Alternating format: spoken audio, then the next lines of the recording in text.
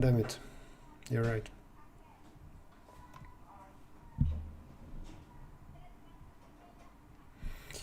Hello YouTube. Maybe no, maybe no. Right. So, hi YouTube. Sorry, I didn't click go live on YouTube 5 minutes ago, or just it didn't work. I talked very briefly about the first two problems, but it's not that you lost something. Those were very easy standard. I was saying that in the second problem, this is Biweekly, LeetCode Biweekly 56.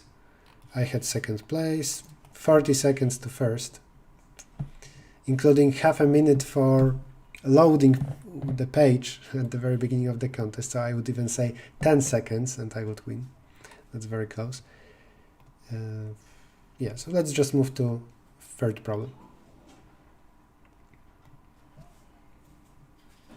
And thank you, Tanei, for letting me know that YouTube didn't work. Some game. We are given a number like this one with question marks, and there are two players, Alice and Bob. Alice starts, and Alice wants to mess up the equality. But what Bob, the second player, wants to achieve is to get the sum of digits on the left equal to the sum of digits on the right. We all had that problem loading for 30 seconds. All right, then it's fair.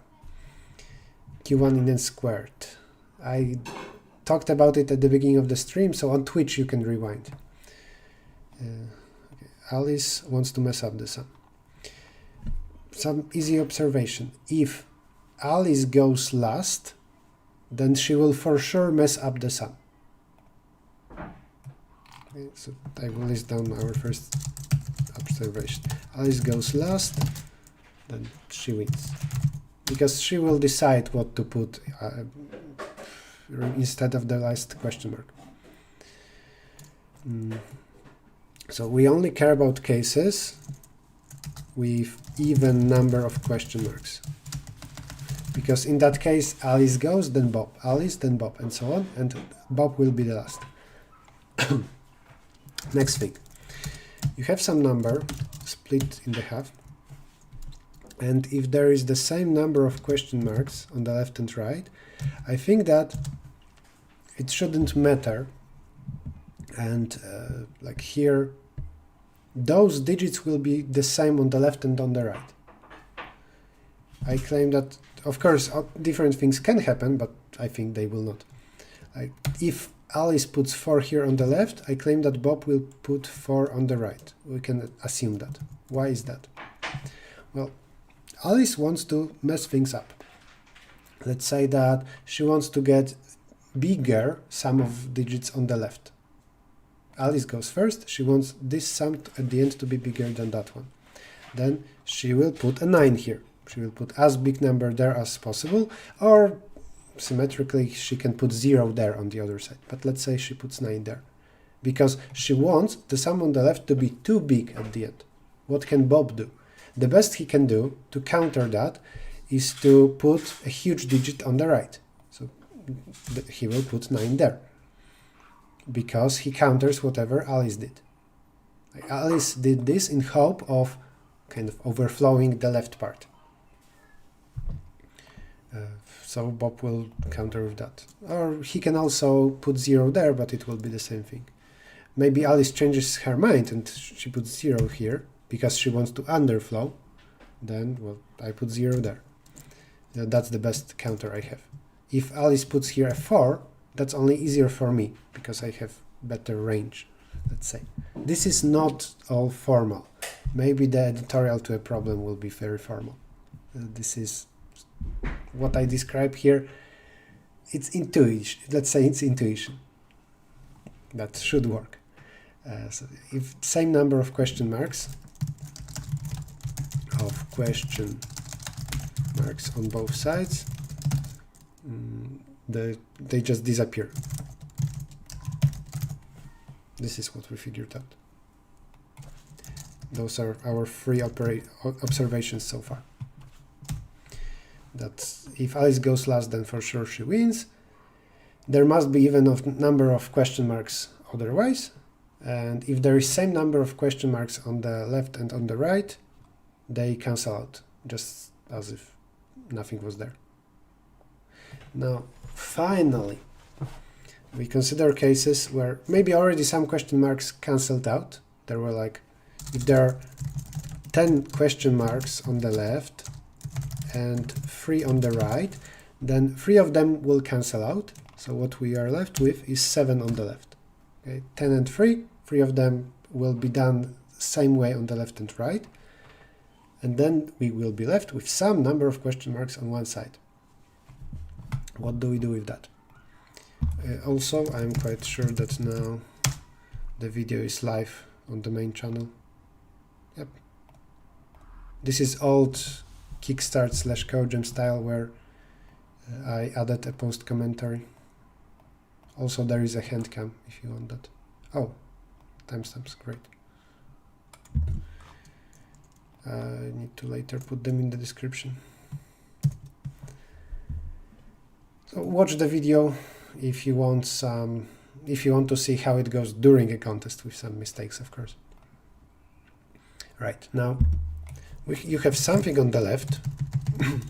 The order doesn't matter, obviously, you can shuffle them, nothing would change. Something on the right. What do we do?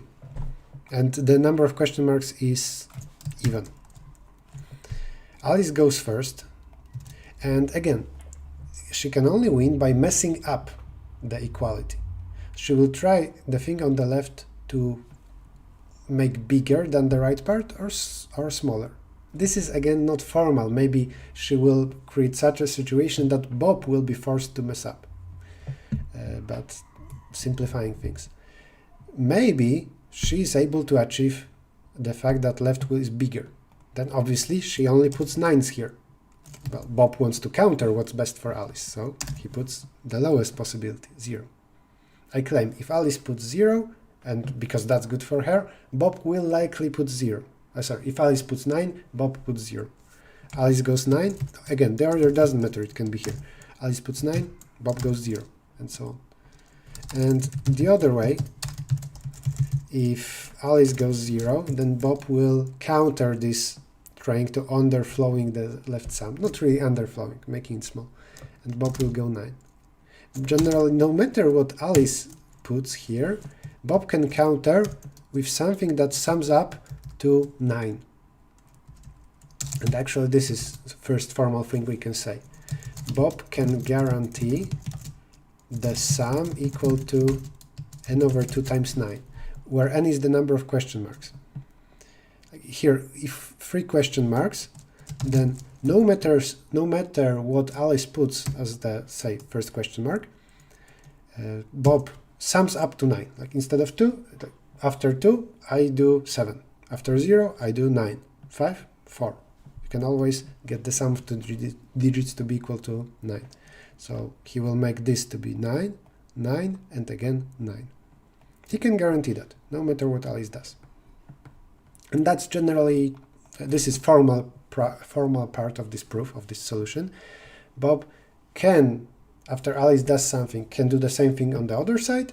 And if we have more question marks on this side, and nothing more is left on the other side, then Bob will just add up to 9. Just always 2 digits will have the sum equal to 9. Which means, if initially the sum of digits on the right minus the sum of digits on the left is equal to this, so assuming that here every 2 question marks will sum up to 9, if then we have equality, Bob can guarantee this equality at the end. So it's kind of, this is a funny way to put it, but it's like we replaced every question mark with 4.5. It's that easy. The problem is correctly solved by replacing every question mark with 4.5. Of course, it's better to just count double that to avoid real values. TLE for BFS Q2. Maybe your BFS is messed up. I don't know. I think that BFS should easily pass the second question. Well, still, replacing this kind of computes what's the sum of here question marks times 9 divided by 2, and you just compare those. This is like formal, easy, and so on. What's not easy, that Bob loses otherwise. And this is, let's say, intuition or heuristic. I didn't prove it during a contest. Let's see an example of that. Let's say that on the left we have 2, 5 and question mark. On the right we have, let's say, 4, 4, 8, 8. This sums up to 24. This sums up to 7 already. This is too big of an example. Let's say 6, 22. Okay. That Alice and Bob will do something here. 7 is much smaller than 22, so for Alice it's enough to replace this question mark with a 0, and then Bob, even if he puts here a 9, then this left side is too small, because the left side is 16. Of course, what we already know is if the difference is 9, so that's like this. If this sums up to 13, and that's a possibility, for this input, Bob will make a tie, because he can make those two question marks to sum up to 9.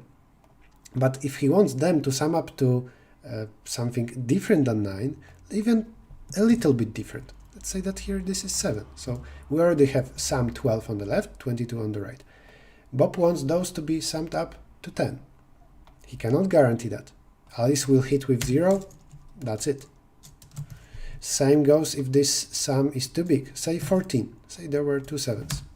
Right? Left side 14, right side 22. Bob wants those to be 8 in total. What does Alice do? Puts 9 there. Whenever this should be different than 9, Alice will use that, and she will hit with either 9 or 0, and that will be game over for Bob. Okay, so this intuition, kind of half formal, what I described. I didn't code it in the most efficient way, but you can imagine that. Right now I would, I think, code it like this. Balance is 0. The value is this, normally, unless, and twice that, actually, I double count everything. If si is question mark, then x is 4.5 double, that's 9. I smaller than n over 2, then balance plus x, as balance subtract x. If balance is exactly 0, then Bob wins. I don't remember whether we should return that, maybe the opposite. And that's enough. Maybe, of course, I made a typo here. Use pastebin to show code. I don't see any reason for that. You can go to the leaderboard and find me at the top. But also just try to do it yourself. Don't just take my code.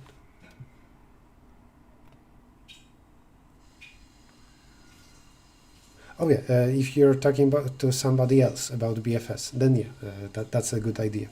If you get time limit exceeded, get somebody stronger to look at your code and tell you what's wrong. Maybe it's, I think that it might be infinite loop, some mistake in BFS that messed up your BFS. So yeah, sorry, Soumya, I first misunderstood your comment. Q3, done. Now Q4.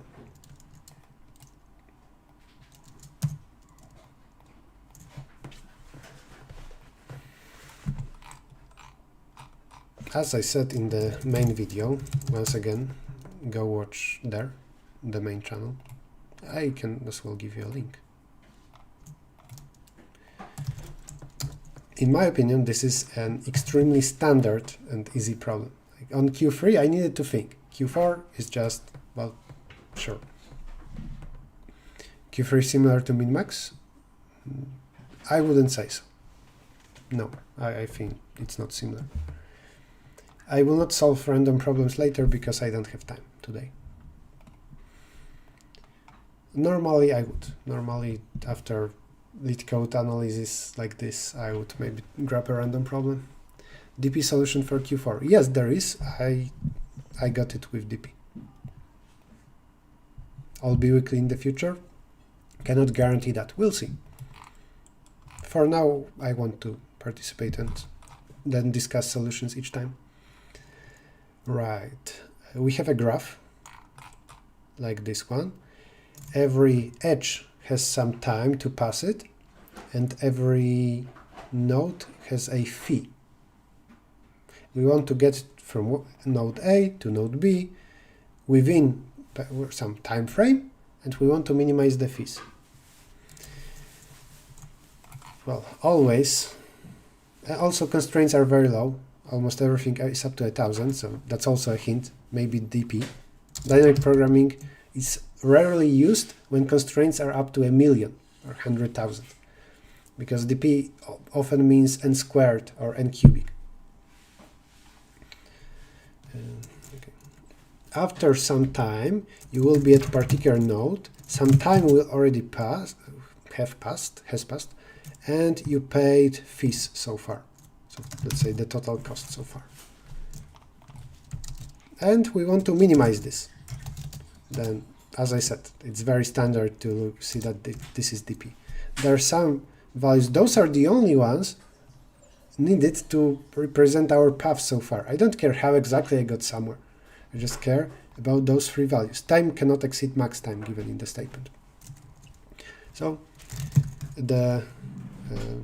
this thing we minimize, I put as value of DP, and the other two are dimensions. For a pair node, time, I want to know the minimum fees so far, so that I would get here at this time in this node. And if you do it iteratively rather than recursively, you need to properly iterate through states.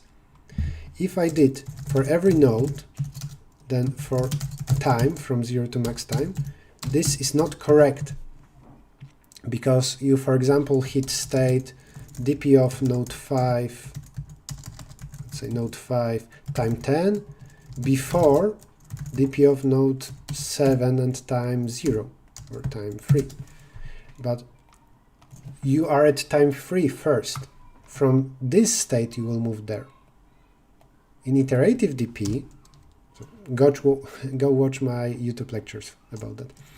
In iterative DP, you need to choose such order of states that you can only move from earlier state to later state. The order of nodes here from 0 to n-1 doesn't matter at all. You don't know how you will move. Not necessarily you will go from 0 to 2, then to 5, then to 8, without coming back to left to some small IDs.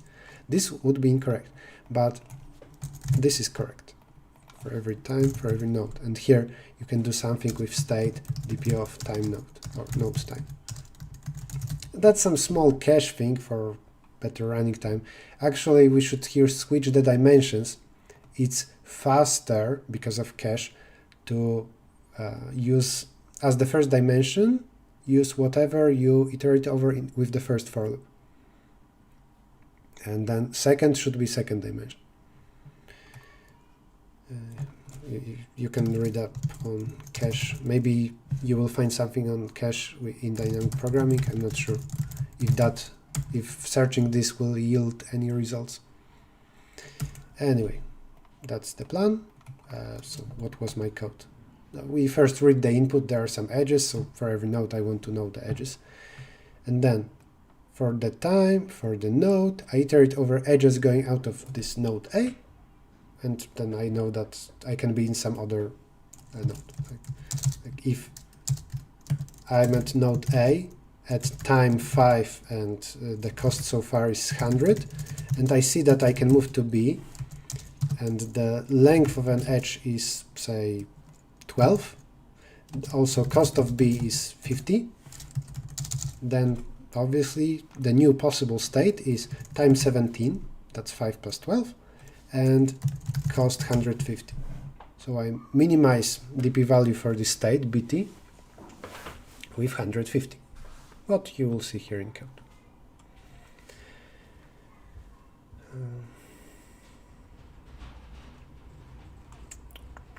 Took you 10 days to finish Handbook of Competitive Programming. Did you solve problems? If you went I think that you only read it without solving problems on CSES, for example. If you only read books instead of solving problems, you're doing it wrong. This is not how you will get good at coding.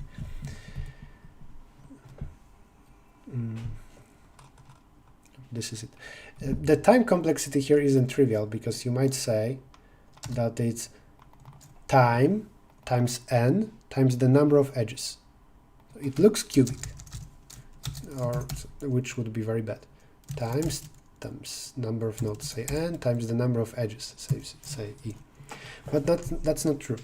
For one time value, you will here iterate over all nodes and over all edges going out of those nodes. So in total here, because you iterate over nodes and its edges, not all edges, in total here you will iterate over all edges just once, or actually twice, because once from each side. So this marked part, it's twice e, so just e. This is, the complexity of this is O of number of edges.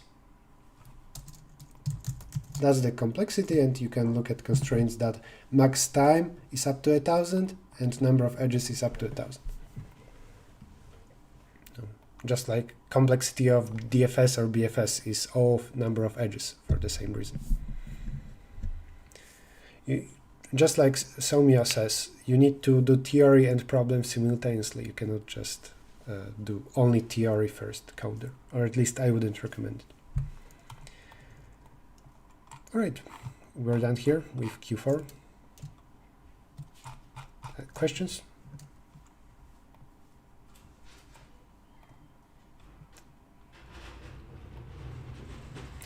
If no, then that's it.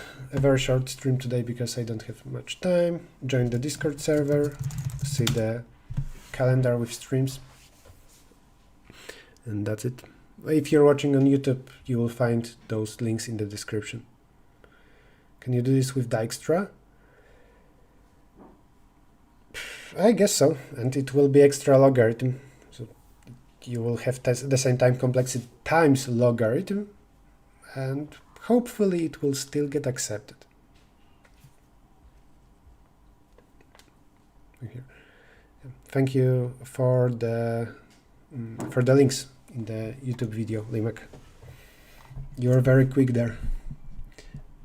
If somebody got accepted here in Dijkstra, you can say now in the chat. I'm curious. I would say DP is easier. Dijkstra is needed if you cannot iterate over the dimensions properly. In some cases, you cannot. You don't know how quickly you can visit various states, but here you can because you directly iterate over time.